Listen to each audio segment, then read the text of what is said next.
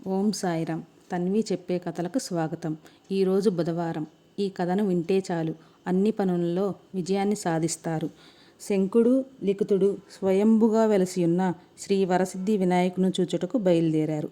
చాలా దూరం నుండి వస్తుండడం చేత తాము తెచ్చుకున్న ఆహారం అయిపోయింది. అన్నదమ్ములిద్దరూ అలసిపోయారు. వారిని ఆకలి బాగా బాధిస్తోంది. అయినా వారు పట్టుదలగా నడుస్తూనే ఉన్నారు. దారిలో వారికి ఒక మామిడి తోట కనిపించింది. చెట్ల నిండా పళ్ళు అరముగ్గి వేలాడుతున్నాయి. తమ్ముడైన లిఖితుడు చిన్న వయసు వాడవడం చేత ఆకలికి తట్టుకోలేకపోతున్నాడు. చెట్టు నుండి ఒక పండును కోసుకుని తింటానని అన్నయ్యైన శంకుని అడిగాడు. ఆ తోటకు సంబంధించిన వ్యక్తులెవరూ ఆ ప్రాంతంలో వారికి కనిపించలేదు. యజమానిని అడగకుండా ఏ వస్తువును తీసుకున్నా అది దొంగతనము అవుతుందని, కావున మామిడి పండును కోయరాదని తమ్మునికి నచ్చచెప్పాడు.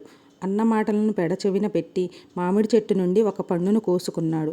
తను చెప్తున్నా వినిపించుకొనక ధర్మవిరుద్ధంగా ప్రవర్తించిన తమ్ముడిని శంకుడు ఆ ఊరి రాజు వద్దకు తీసుకువెళ్ళి, తన తమ్ముడు ఎవరిదో తోటలోని మామిడి చెట్టు నుండి అనుమతి లేకుండా ఒక పండు కోసుకు తిన్నాడని, అది దొంగతనం అనిపించుకుంటుందని, కావున తన తమ్ముణ్ణి శిక్షించమని రాజుకు ఫిర్యాదు చేశాడు.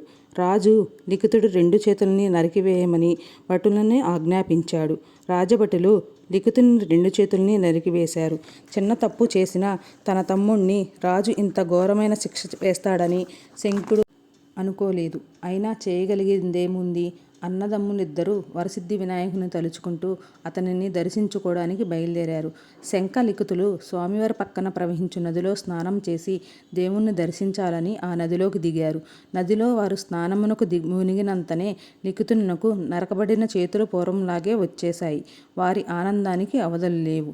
నదిలో మునిగినంతనే పోయిన చేతులు తిరిగి వచ్చినవి కనుక ఆనాటి నుండి ఆ నదికి బాహుదా అని పేరు స్థిరపడిపోయింది. ఒకసారి బాహుదా నది వరదలు వచ్చి ఆ ప్రవాహం వలన స్వామివారి విగ్రహము భూమిలో నిక్షిప్తమైపోయింది. వినాయక స్వామి చాలా కాలం భూమిన మరుగుపడిపోయాడు. కాలక్రమమున ఆ ప్రాంతము తిరిగి సస్యశ్యామలమై పండ్ల తోటలతోనూ పచ్చని పైరు పంటలతోనూ శోభాయమానంగా కళకళలాడుతోంది.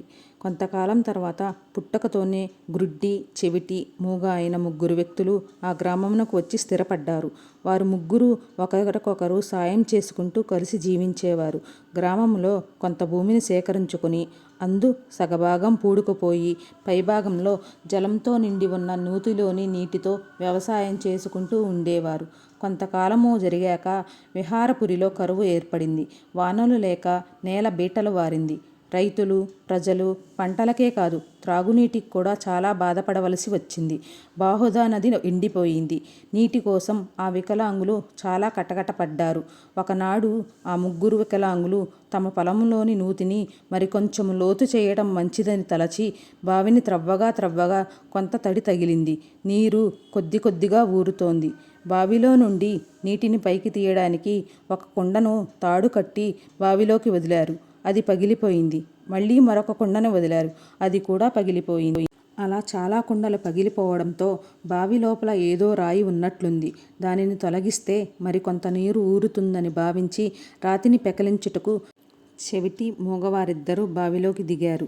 బావిలో అడ్డుపడిన రాతిని పగలగొట్టి పెళ్లగించాలని వారు గుణపంతో పదే పొడవసాగారు.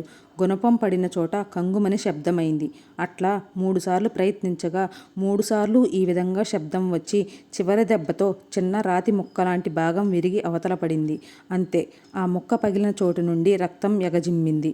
అట్లా రక్తం ఎగజిమ్మడానికి కారణం అక్కడున్న స్వయంభు వినాయకుని తల వెనక భాగం చిట్లి ముక్క ఎగిరిపడడమే. రక్తం ఏకధారగా కారుతూనే ఉంది. ఎంతకూ ఆగడం లేదు. ఆ రక్తం ఎగజిమ్మడంతో ఒడ్డున ఉన్న గ్రుడ్డివాడు, బావిలోపల మూగవాడు, చెవిటివాడు కూడా ఆ రక్తంలో తడిశారు.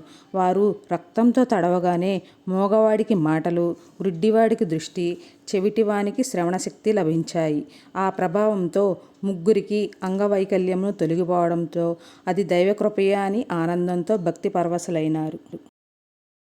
గణపతిమూర్తి నుండి వెలువడే రక్త ప్రవాహం ఆగకపోవడంతో, దాన్ని వారించడానికి వారు చేసిన ప్రయత్నాలు ఫలించకపోవడంతో చూపు వచ్చిన గ్రుడ్డివాడు విహారపురి రాజు వద్దకు పరుగున పోయి జరిగినదంతా పోసగుచ్చినట్లు రాజుకు వివరించాడు. ఆ సంఘటనకు ముందు రాత్రి రాజుకు వినాయకస్వామి విగ్రహము కలలో కనిపించటము, ఇప్పుడు నిజంగా ఇలా దర్శనమివ్వడం రాజుకు ఆశ్చర్యము, ఆనందము కలిగించింది.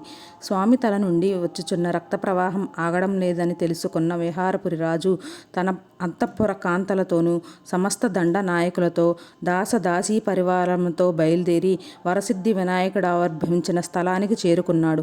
ప్రజలు గుంపులు గుంపులుగా రాజు వంట అక్కడికి చేరుకున్నారు. బావి దగ్గరకు చేరిన ఆ ప్రజా సమూహము భక్తిభావానికి అవధులు లేవు. కొబ్బరికాయలు, పత్రపుష్పములు, కర్పూరాది పూజా ద్రవ్యములతో అపరిమిత భక్తితో ఆ వినాయక స్వామిని పూజిస్తూ పలు విధాలుగా కీర్తించారు. స్తోత్ర నామాలు గానం చేశారు. భజనలు, అర్చనలు, నైవేద్యాలు, సాష్టాంగ దండ ప్రణామాలతో తమ తప్పు మన్నించి స్వస్థరూపమును పొందుమని ప్రార్థించారు. అయినా రక్తధార ఆగడం లేదు. స్వామికి కొబ్బరి ఇష్టమని కొబ్బరికాయలు కొట్టి ఆ నీటితో స్వామిని అభిషేకించారు.